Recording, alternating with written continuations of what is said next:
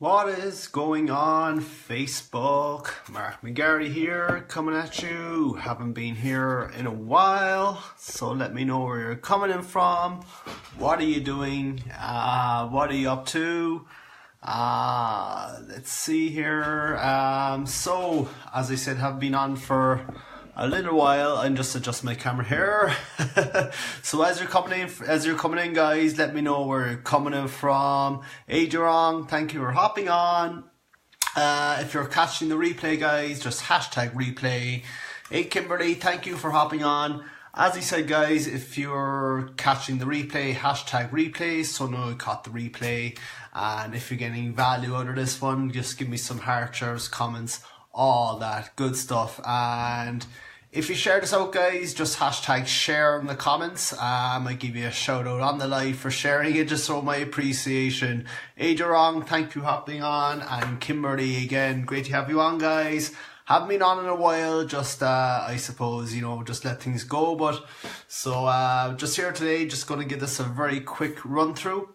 So where is it? So anyone who kind of does marketing, hey Chillum, thanks for hopping on, man. So anyone who's in this marketing game has heard of this guy called Dan Kennedy, right? So just give me a hashtag Dan in the comments if you heard of Dan Kennedy, if you know who he is, if you studied his stuff. And I'm kind of reading this thing at the moment, the Ultimate Sales Letter, which is absolutely great. Hey Dave, thanks for hopping on. So if anyone has this book, guys, just hashtag sales letter in the comments so I know I have the book. And it's really an awesome book, guys, because it solves a lot of problems. Obviously when we go into this game, it's very, very overwhelming. And of course the number one problem I think people have is trying to figure out who to talk to, who to market to, who's going to buy our stuff, basically. So it's really, really good book for kind of helping us on that journey. And I will try to flip my camera around here because it looks like I am staring at the ceiling. Let me see here. Sorry with this, guys. So I'll just take this up altogether. So as we said, having a bit of problems here with the camera. Sorry with this, guys, but that's it. So that's good. So so as I said, we have this book, The Ultimate Sales Letter, and it's really, really good because one of the problems, I think the main problem that we have is that we don't know who to market to, right? We build up our email list, but of course, there's only a certain percentage of people who are going to actually resonate with our message, guys. So if you agree with that one, just type in resonate. That we're only going to I suppose click with a certain amount of our actual email customers, right? So that's a few questions that Dan Kennedy actually goes into, how to figure out who to market to and how to figure out your target market, I suppose, guys. And if you're hopping on, guys, we're just talking about exactly when we're starting out, how to actually pick the right people to market to, how to find out what's going through in their heads, how we can solve their problems, guys, because that's why we're in the game, right? To solve as many people's problems as we can. And if you agree with that one, just give me a number one. That is why we're in this game, right, guys? So what he says in his book, The Ultimate Sales Letter, he has what's called as 10 smart market diagnosis and profiling questions, right, guys? So if you have a pen and paper, you can write these down. If you have the book, even just go through them because they're really, really excellent at kind of solving that problem that you have starting out, guys, right? So number one, right, what keeps them awake at night, right? Well, he says what keeps them awake at night: indigestion, boiling up their esophagus, eyes open, staring at the ceiling, which is pretty, which is pretty, that's pretty direct, right, guys? So, for example, right, if you're in the nutrition game, right? So what keeps so if you're selling shakes, powders, or whatever, what would keep what will keep those people awake at night who want to, lose a bit of weight, right? Maybe they might want to fit into their wedding dress for their wedding, or tone up in the gym so they can, place in that bodybuilding competition or whatever it may be, right? Of course, majority of us were, in the internet marketing niche. So, what basically would be, those people's what would be keeping those people awake at night, right guys?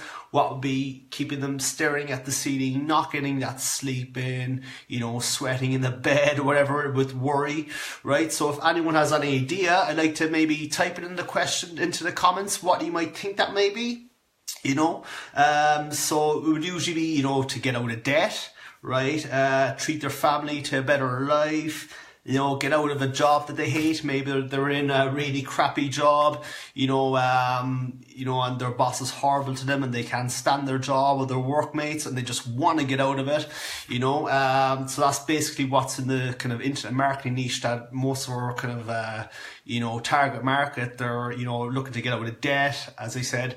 They're being mocked by their friends and their families, telling them to give up this, side business that's not making them any money straight away, right? And, okay, so number 2, what are they afraid of? Again, for us, it's, failing in front of family and friends, afraid of being ridiculed, afraid of being a failure in their eyes, in the eyes of their family, right? Maybe, again, going back to the weight loss niche, maybe it's not being able to fit into that wedding dress for wedding photographs. Maybe that they want to have more health and more vitality so they can play with their kids and their husband or their wives. Maybe because they don't want to, pick up a terminal disease or something and live a long and happy life, guys. So if any of this resonates with you guys, just type in resonate or give me that thumbs up, smash the heart emoji, smash the like emoji, give me some heart shares, comments, all that good stuff if you're finding any value out of this. Okay, number 3, so Dan Kennedy, he talks, what are they angry about? And who are they angry with? They might be angry at the economy. They might be angry at their boss, right? They might be angry at the politicians, right? They're in their district or whatever it may be. Their friends, again, are ridiculing them for, doing this side business that's not getting them anywhere straight away. They're angry at the friends and their family. They're embarrassed that they can't provide a living for, their kids or their husband and their wives. No matter how hard they're trying, they just can't seem to get a foot up, and it's really kind of driving them to the pit of despair, And a good tip for this is actually think of when you started to get into, working online or whatever. When you started off, where were you in that position before you decided to press, enter on that keyboard to enter that, affiliate company or wherever it may be? What point were you at when you decided enough was enough and you were sick to the pit of your stomach of where you were and you wanted to improve yourself?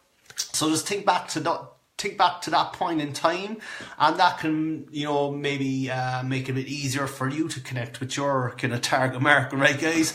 So if you got value out of that comment, just type in a number 2 that, just to find out what your target market is thinking and their frustrations. Just think back to when you were in that position, right? So, of course, number 3, he says, Dan Kennedy, he says, what are the top 3 daily frustrations, right? Just might be more than 3, but just try to think of their top 3 daily frustrations again. Okay, number 5, what trends are occurring and what trend will occur in their business or their lives? So again, you can kind of think of that on yourself. Be different for everybody. Maybe the nutrition trend. There's a new weight loss supplement out, and we're trying to get on that and trying to lose weight on that or whatever it may be. Number 6, what do they secretly, ardently desire the most? Again, weight loss. So they can have more energy and vitality again to spend time with their kids and their family, and their spouse, and live a long and happy life. Again, to tone up in the gym or whatever it may be. Again, in our niche, the internet marketing niche, it's pretty much always so they can let their family have a better life.